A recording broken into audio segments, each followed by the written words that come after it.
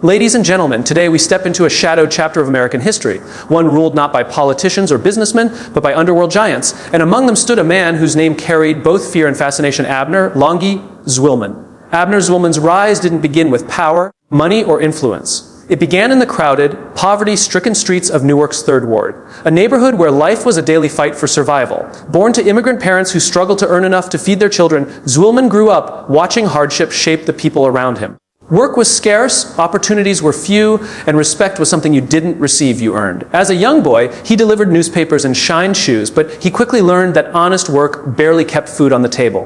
What he did have, however, was a sharp mind, an instinct for business, and a natural ability to influence people. Even before he entered the criminal world, these traits made him stand out. Friends trusted him, older boys respected him, and rivals noticed him. The environment around him taught hard lessons early.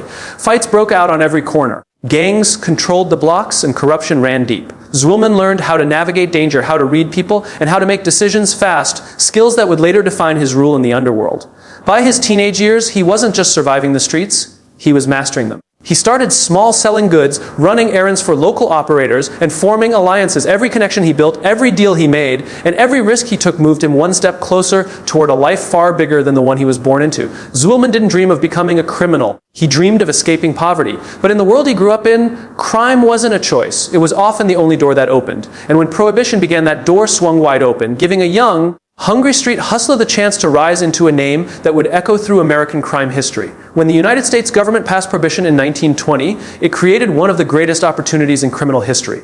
Overnight, alcohol transformed from a simple commodity into a forbidden treasure, and anyone who could supply it became rich and untouchable. For Abner Zwillman, this wasn't just a moment in history. It was the turning point that reshaped his entire life. Zwillman recognized something early that others missed. Prohibition wasn't a law, it was a market explosion. People still wanted alcohol, they craved it, they begged for it, and they were willing to pay anything to have it. Where the law shut a door, Zwillman saw 1,000 open windows. He moved quickly, forming organized liquor routes, securing shipments and controlling distribution. He didn't operate like a street-level bootlegger. He built a system. He studied supply chains, bribed the right officials, and ensured that every bottle moved safely from warehouses to speakeasies. What set him apart was his brilliance. While other gangs fought bloody turf wars, Zwillman streamlined operations like a businessman. He created partnerships, not chaos. He worked with Jewish and Italian groups, avoided unnecessary violence, and positioned himself as the central figure in New Jersey's illegal alcohol trade. His shipments flowed through ports, hidden in crates, transported in trucks that never drew suspicion. He built networks that stretched across states. Money poured in. Influence expanded. And soon Zwillman wasn't just a local name. He was a national force. By the mid-1920s, he became known as the Al Capone of New Jersey, a man whose organization was so effective that even rival mobsters respected him.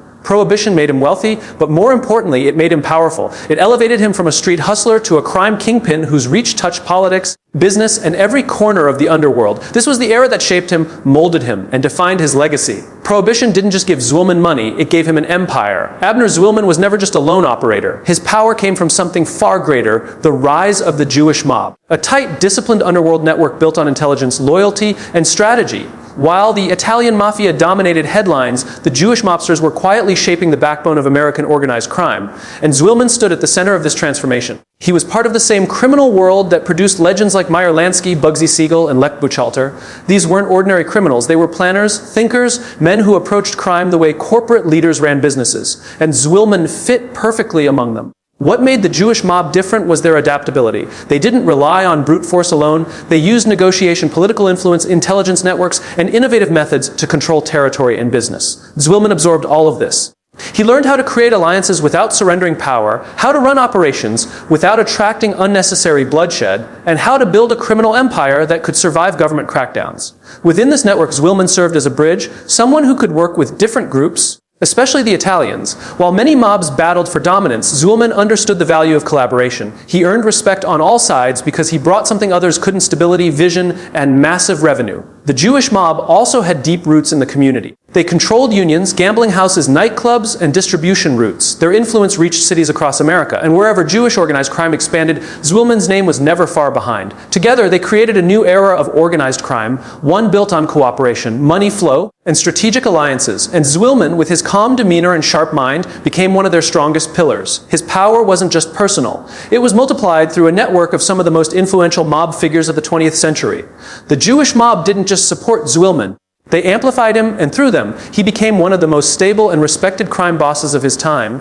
In the violent world of organized crime, most mobsters built their power with bloodshed. But Abner Zwillman was different. He understood something that many of his rivals never learned: violence creates fear, but diplomacy creates empires. Where others relied on guns, Zwillman relied on conversations, negotiations, and strategy. He knew when to stand firm and when to step back. He knew how to calm tension before it became war. And in a world where a wrong word could spark a massacre, this skill made him one of the most respected figures in the underworld. Zwillman wasn't a man who needed to scream or threaten. His influence came from presence. When he walked into a room, rival factions listened, not because they feared his wrath, but because they valued his judgment. He had the rare ability to make enemies cooperate, to turn competing gangs into business partners. This talent became especially clear in his relationship with the Italian Mafia. At a time when ethnic crime groups often clashed, Zwillman built bridges instead of walls. He worked with key Italian leaders, sharing profits, smoothing conflicts, and establishing territories in ways that benefited both sides. His approach reduced unnecessary bloodshed and allowed operations to expand smoothly.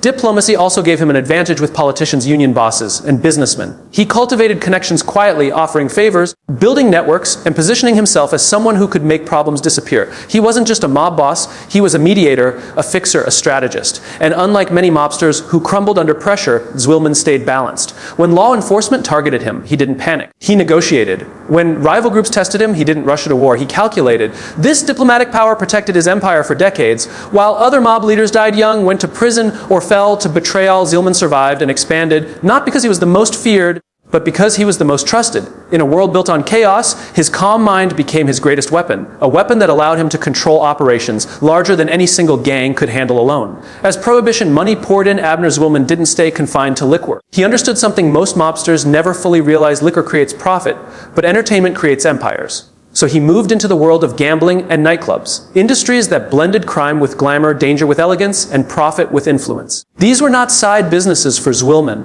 They became the beating heart of his power. Zwillman built a vast gambling network stretching from Newark to New York, from backroom card games to full-scale betting operations. Every table, every slot, every race, every number running operation generated steady, predictable cash. Unlike bootlegging, where police raids could wipe out shipments, gambling was constant, quiet, and deeply woven into city life. He controlled illegal casinos, ran betting parlors, and managed bookmaking systems that operated with military precision. And because he avoided reckless violence, his gambling circles stayed stable and profitable for decades. Money moved through his hands like a river feeding an empire. Then came the nightclubs, the glamorous hotspots where politicians, businessmen, celebrities, and mobsters shared tables, drinks, and deals. Zwillman understood that controlling nightlife meant controlling the flow of influence. He invested in elite clubs with bright lights, famous performers, and high-paying customers. Behind the curtains, deals were made, alliances formed, and enemies softened.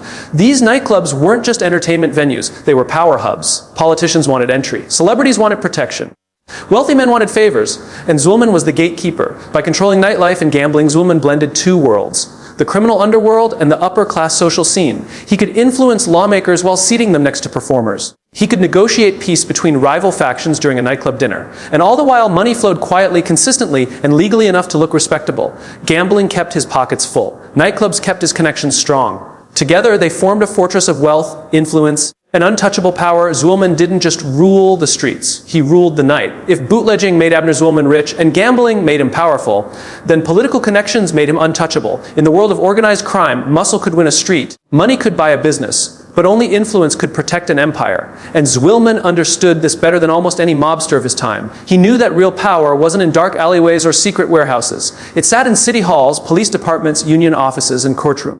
Building influence, not noise, Zwillman mastered the quiet art of political networking. He didn't parade his power, he placed it. He supported campaigns, funded local leaders, and formed relationships with officials who understood that helping him meant helping their own careers. He offered favors, not threats, solutions, not problems, and in return, he gained something every criminal craved: protection. When police raids were planned, Zwillman often received warnings. When rival groups tried to target his operations, local authorities conveniently looked the other way. When cases were built against him, evidence went missing or judges shifted unexpectedly. Union power, control behind the curtain. Zwillman also embedded himself deep into labor unions. These unions controlled thousands of workers, transportation routes, warehouses, and docks, the exact infrastructure needed for both legal and illegal operations. By gaining influence inside unions, he controlled supply chains, trucking routes, shipping lines, distribution points, labor strikes, or labor peace. This gave him leverage over businesses and politicians alike. If someone crossed him, their workforce suddenly had problems. If someone cooperated, their contracts ran smoothly. A criminal with respectability, unlike many mobsters, Zwillman cultivated a public reputation that bordered on respectable. He donated to charities, supported Jewish community causes, and appeared in public alongside elected officials. This dual identity, feared by the underworld, welcomed in society, made him extremely difficult for the government to pin down. He operated in a gray space between legality and crime, between influence and intimidation. Politicians relied on him. Businesses needed him, and law enforcement moved cautiously around him. The quiet power that kept him standing, it wasn't guns, money, or alliances that protected Zwillman the longest. It was his political shield, built carefully, quietly, and intelligently over decades. This network didn't just defend him. It elevated him, strengthened him, and allowed him to operate on a scale far larger than the average mobster. In a world where most gangsters lived fast and died young, Zwillman survived because he understood one truth: power isn't just taken, it's negotiated. Abner Zwillman's life was built on strategy, intelligence, and decades of carefully maintained power. But the way it ended was sudden, chilling, and filled with questions that still haunt historians and crime analysts today. In February 1959, Zwillman was found dead in his own home, hanging from a basement beam with an electrical cord, the official ruling. Suicide, but almost no one in the underworld believed it. The pressure was closing in the years leading up to his death. A storm had been gathering around him. The government had intensified its attacks on organized crime, and federal investigations were tightening around Zwillman's operations. He was facing subpoenas, interrogations, and the threat of criminal charges that could shatter his empire. But pressure alone doesn't explain what happened, not for a man as calculated and resourceful as Zwillman. Signs of a possible mob hit, many believed his death was staged. The position of the body, the inconsistencies in the scene, and the timing raised alarms. Zwillman wasn't just any mobster. He held vital connections, controlled money flow, and possessed secrets about alliances between Jewish and Italian syndicates, unions, and politicians. To some powerful figures, he had become a liability. A man who knew too much at a time when the government was digging deeper than ever. A man at the crossroads of dangerous alliances, his influence stretched into Italian Mafia families, and internal tensions within organized crime were rising. Who once admired his diplomacy now viewed him with suspicion. He was caught between the old guard of mob leadership and a new generation hungry for control. Some insiders believed that eliminating Zwillman wasn't revenge, it was risk management. The public face versus the hidden truth. Publicly, the case was closed quickly. No further investigation, no reconsideration, no second autopsy. It was easier to accept the suicide narrative than confront the possibility that one of America's most connected mobsters had been quietly silenced. Behind closed doors, however, whispers grew louder. Was he killed to protect higher political figures? Was he taken out by rival mob factions who feared he might talk? Or was he removed by his own allies who believed he had become a threat? No answer ever emerged with certainty. A death that mirrors his life, Zwillman lived in the shadows, negotiating, influencing, and controlling from behind the scenes. It's almost fitting, in a tragic way, that his death also remains in the shadows, unresolved, debated, and wrapped in mystery. One thing is clear: the official story was simple. But the truth behind Abner Zwillman's final moments remains one of the darkest, most puzzling secrets of American organized crime.